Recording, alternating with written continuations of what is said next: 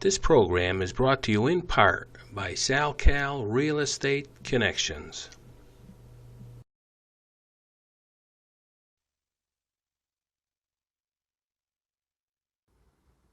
Welcome to Race in Action Today. We are on special assignment here in Hartford, Connecticut to talk about the history of Connecticut creative cars. I think you better find yourself a very comfortable chair and relax. We're about to take a step back in time in the automotive industry in our great state of Connecticut. We are truly honored and excited to have our guest with us today, Paul Pellerin, who wrote the book Connecticut Created Cars and is a noted automotive historian. And I'll tell you, Paul, this building itself that we're standing in and this car behind us has a significant part of history in this state, and I got a feeling you know a little bit about that. Thank you, Larry. Yes, the Selden car here, George Selden was a patent attorney, and in 1879 he applied for the patent for the road engine, which was a combustion engine on a four-wheel vehicle. It was backdated to 1877, and he held off on getting it issued because there weren't many automobiles at that time. But once the automobiles started to be made, he had it issued on November 5th, 1895. Wow. Yeah, it was patent number 549-160, which is a very historical and significant patent because it really controlled the entire automobile industry. If you manufactured a car at that time, you had to join the ALAM, which was the Association of Licensed Automobile Manufacturers, and you had to pay them a fee. Do you remember what it was, the fee? It was 1.25% of the price of the car. Wow. So the fee would be paid to them. Now, in this particular building, this was a weed sewing machine. Colonel Albert Augustus Pope from Boston, Massachusetts, he was a Civil War colonel. He bought a weed sewing machine and turned it into a Columbia bicycle. And over time, it became Columbia Automobile. He also owned a piece of the electric vehicle company. And the person that headed that up was William Whitney. And they were both investors. Pope had held the patent for the bicycle and made quite a bit of money with that particular patent, so he was interested in them. At the turn of the century, big trust and patents that's how they usually did business there. So, but William Whitney bought the Selden patent from George Selden, and he came down to Connecticut. This particular car was built for the trial that they had with Henry Ford, because he didn't want, they wouldn't let him join the ALAM because he didn't have enough capital. So, wow, that's an interesting piece of history. Right, and Henry Ford would rather had paid $6 to fight the electric vehicle company in court than to pay $12 per car. Plus, he got a lot of free advertising. It was the little guy against the big corporation there. So, but this was one of 3 Selden vehicles built. There was the original. They call that the 1877 because it was backdated to that particular date. That's owned by a private collector. And then there was 2 Seldens here. They had to prove that that particular automobile was roadworthy. And they built 2 of them. One of them, ironically, is in the Henry Ford Museum.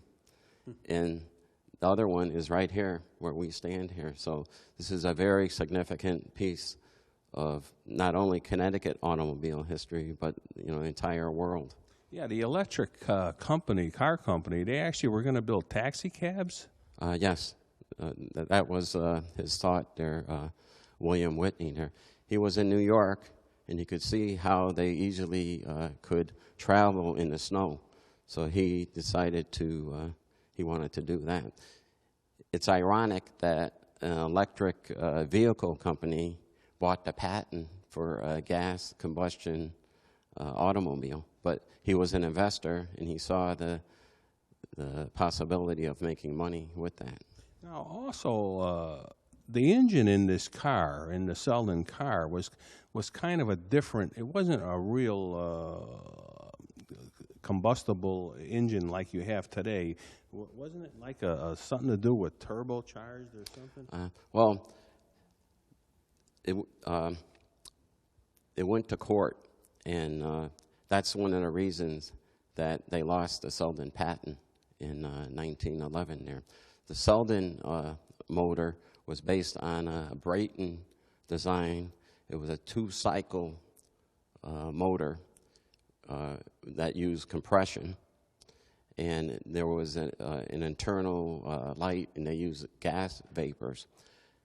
The reason that they had that overturned in court was Ford stated that that they were using the OTTO engine, which was a four-cycle engine, which had air and gas combustion in a carburetor, and it fired into a cylinder. So that's how they were able to overturn the Selden patent. Yeah, I did read where at one point the local judge was in favor of Selden, but then it got overturned by a Supreme Court, I believe. Right. Yeah, he had won his first case against the Wilton company, and that's where they actually started at ALAM, and they really controlled the automobile industry. They were there to monitor the quality of the cars. So if you bought one of the cars that was registered with them, that it was a good car. Of course, they didn't let Ford into that. But if that wasn't overturned, Connecticut would have been the automobile capital of the world. I am thoroughly amazed at the amount of manufacturers that were in Connecticut in that early 1900 period. Do you have a figure off the top of your head? Yeah, there was close to 200 manufacturers at the turn of the century, and they produced over half of the motorized vehicles in the world. So when you look at that, you're saying, I mean, I think you're absolutely right. This could have been easily Detroit. Definitely there, but there were some factors that changed that. Out of that 200, there were some manufacturers that were listed as manufacturer, but they didn't actually build a car. But it was an automobile event, which I had listed in the book. Yeah, I read some things in the book how some cars really never got to production, but they had started the process. Right. Yeah. Yeah. In 1795, Kinsley built the first car in Connecticut. It was a steam car. There was Otis Smith in 1901. He built a compressed spring car, so it operated by a spring. There was a car built by a woman in 1905 in Bridgeport, and there was a Frisbee car actually built there. That's up for sale now. Yeah, I read that in there. I just thought it was so interesting. I'll tell you, your book is fantastic, and I hope the viewers get a chance, to get a chance to take a good look at this. Because now, how could they find this book?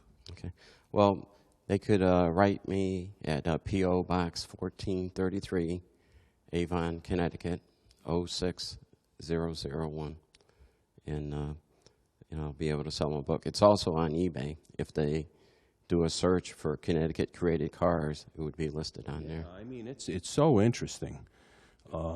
And now talking about the cars, this building we're in, I think has a little significance to the automotive industry. Could you give us a little history on that? Well, this, like I had mentioned before, was Pope Manufacturing. You know, they started off with Weed sewing machine, and then it became Columbia bicycle, and then Columbia automobile. They built 2,000 electric cars there, and then it was sold to the electric vehicle company. And as we had discussed, you know, they had bought the rights to the Selden patent there. So, but this is a very historical site. Now, the car itself, the Pope Hartford, how did that evolve through all this? Okay. Well, Pope built cars actually in 4 different states. He built them in Massachusetts, Indiana, Ohio, and Connecticut there. So, but from 1901 to 1912, the Pope Hartford, you know, was built here. Do you think that Henry Ford winning the case had something to do with the demise of that company? Well, without the revenues from the Selden patent there, it did, you know, affect it, the company there. So. Yeah, I would imagine, because the cars, from the people I've talked to that own these cars, they were fantastic cars. Oh yeah, definitely there.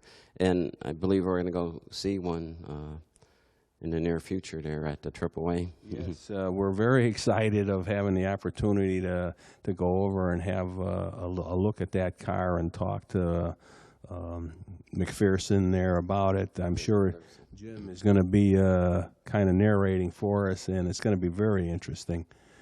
Now, in this building, you know, how did the Pope Manufacturing Company evolve to what goes on today? I mean, what actually happened to them? Oh, well, in 1912, you know, they went out of business, and for $300,000, they sold the building to Pratt and Whitney.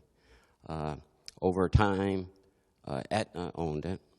I was an Aetna employee at one time, but I had worked at the home office there. And now the state of Connecticut owns this building here now. Yes, this the building really has got a lot of history, and $300,000 actually, even in 1912, was a lot of money. Oh yeah, definitely. Now, would you say that in the state of Connecticut here, the labor force or the manufacturing expertise was really something special, considering the whole country as a whole? Yes, and that's why they were able to mass produce many of the automobiles. The Pope Hartford, in this building, they built 8,500 of the Pope Hartford cars there. So. Yeah, I mean, it's so interesting. And another interesting story, too, that I found was that Trumbull cycle car, which I think you know a little bit about, too, how it was manufactured in Bridgeport and what actually happened to the founder of the company. Yes. They made approximately 2,000 cars, 1,500 of which were shipped to Australia, into Europe. One of the owners of the company, Isaac Trumbull, there were 7 Trumbull brothers. One of the brothers became governor of the state of Connecticut. Oh. But Isaac was on his way to deliver 500 Trumbulls to England, and unfortunately he was on the Lusitania, which was torpedoed by the German Navy.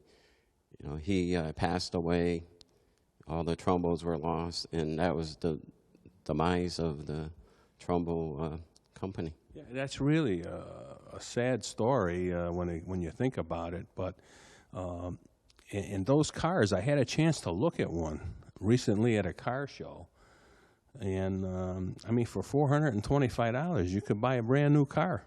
Yeah, well, I think the average wage at the turn of the century was maybe $50. So you have to put everything, you know, in terms of time. In perspective, yeah. Yes. Yeah.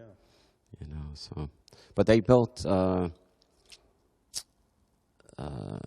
see, Pope Hartford's 8,500, the Columbia 2000. But the mostly highly manufactured car was the locomobile, which they built from 1900 to 1929. They built 18,400 cars. Now, where was their plant located? In Bridgeport. It was right on the water.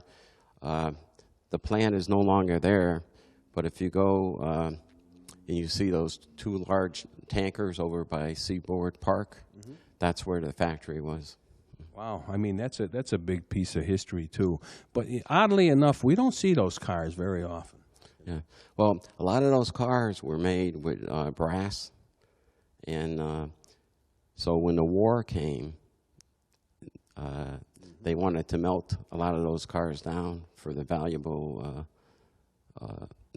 metals that they had in it. So that's why a lot of those locomobiles aren't around anymore.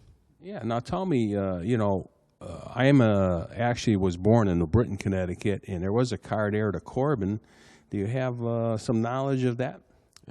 Yes, the Corbin, that was built by the American Hardware Company, and that's evolved over time, and it's Black & Decker now there. Yeah, I think it was even North and Judd at one time. Yes. It was a division of it. Right? Yeah. But they still make the Corbin lock, I think. But they built 600 of them, and there was, I think it was in the 60s, the night of fires in New Britain, where 5 buildings burnt down, and unfortunately one of them was where they built the Corbin car. Well, that's a shame, because I've seen those cars. They look like they were very interesting cars, and they weren't a cheap car either, if my memory serves me correct. Right. They were, much more expensive than your normal cars then. But New Britain has a great history of hardware and manufacturing over the years, so it doesn't surprise me that there was, I think there was even a couple of more car makers, too, in New Britain, if I'm not mistaken. Yes, there were a couple, but Corbin was the largest. Yeah, they were the largest, and when I talk to people about New Britain in the 1950s, I mean, you name it, every company in the world, I think, was there. It was just a booming place. Right. Well, the hardware city. Hardware city of the world. You got it. Yeah, yeah. Well, I'll tell you, Paul, you've been very interesting, and your book is really something special, I have to say. I want to tell the viewers, if they get a chance, to really take a good look at that book, because there's so much history there, and it's just fascinating to me how this all evolved in the late 1800s. We always, when we think of cars, we always think of Henry Ford, but he was only part of this. This deal. When you think that there was 200 car manufacturers in the state of Connecticut, I mean, how special is that? Right. If Henry Ford had remained a farmer, the landscape of Connecticut may have been completely different. Yeah, yeah. History surely takes some different twists and turns, and I'll have to agree with you on that. Well, we want to thank you, Paul, for having the time spent with us. You were an excellent guest, and we look forward to doing some more things with you, as I'd like to get involved with another show, getting really in-depth on your book, because it's so interesting, and spend more time with the details as they show what car was made where in the state, because the people that live in those cities, I'm sure, would be very interested in. I'd be glad to join you anytime. All right. I want to thank you very much. You've been very good, and we're looking forward to doing more things with you. Appreciate it. Thank you. Thanks a lot.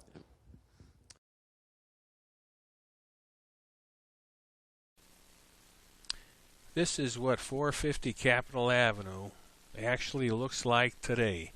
As you could see, it's a modern building in a sprawling environment here. It's a pretty good sized building, but all in all, it's really hard to envision that at one time this building housed one of the most successful automotive manufacturers in the world. and has such a great significance in history. And the location in Hartford here is really, truly something special. And I mean, when you think about what went on here through the years with jet engine makers and I mean, just about every aspect of manufacturing went on, and then also the historic district here, the George Keller Historic District, and some of these streets house some very interesting houses in the Queen Anne style, which all in all were actually employees of Colonel Albert Augustus Pope. And it's hard to envision that. I mean, when you look at them today, they are just absolutely beautiful, as you could see. I mean, it almost looks like you could turn the clock back to 1910 and be right at home. Just something special, I'll tell you. When I took a tour of this street in the surrounding area, I was so shocked to see how everything has been maintained, and you know, the character of these houses is just something special. I mean, I'm kind of a antique house person to begin with, I will admit, but boy, I'll tell you, they certainly have kept the character of these buildings right up to snuff. Really something special. And it's, you know, when you look back in history of what went on here, of course, originally it was the Columbia Bicycle Company, and I got a feeling that must have something to do with the name of the street. Being Columbia Street probably has a lot to do with that.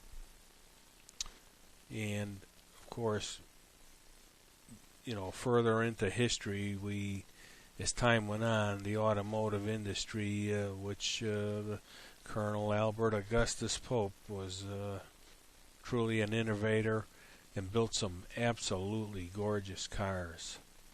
We have to commend them for that. While taking a tour of the building, we came across a very interesting exhibit, and the trapeze you see here were actually from the great 1944 circus fire that actually survived the fire, and the mannequins in place are just giving an example of how they were used. And I'll tell you, it was a real tragic day in Hartford in 1944 when that happened. I understand that there was 168 people had lost their life, and it would just never be the same from that tragic moment. But it was great to see an exhibit remembering the fire and the people. And this building really is something special. I'll tell you, the more and more I see of it, the more I'm thinking that, boy, I tell you, they've done absolutely a wonderful job maintaining it. I hope everybody has enjoyed this show as much as we have producing it. It has just been one outstanding day here again, covering this event here with this Selden car, actually number 2, as it has such a great part of history. And we're hoping to do more shows about these Connecticut creative cars. See you next week on Racing Action Today.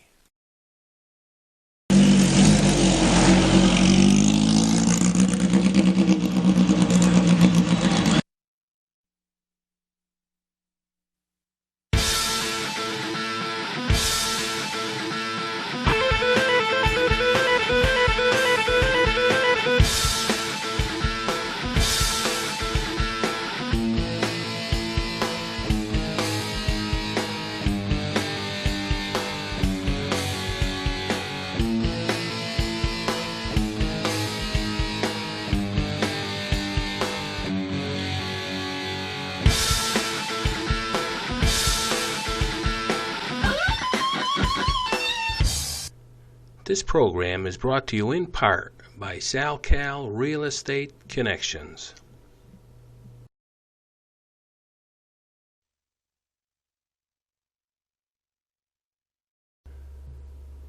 Thanks to the Race in Action Today crew, Dwayne Cody, Bill Majak, David Seidlinger, and Lisa Backus.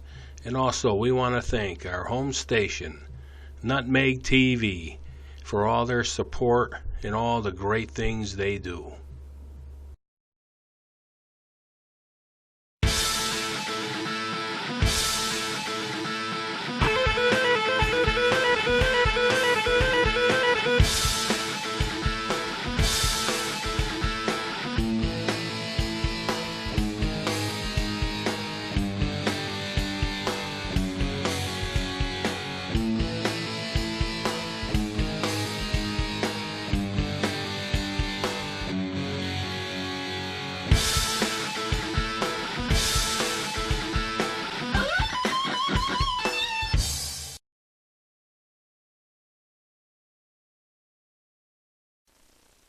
We want to thank Just Results Weight Loss Center in Bristol, Connecticut for all the great things they do and all the support they give us.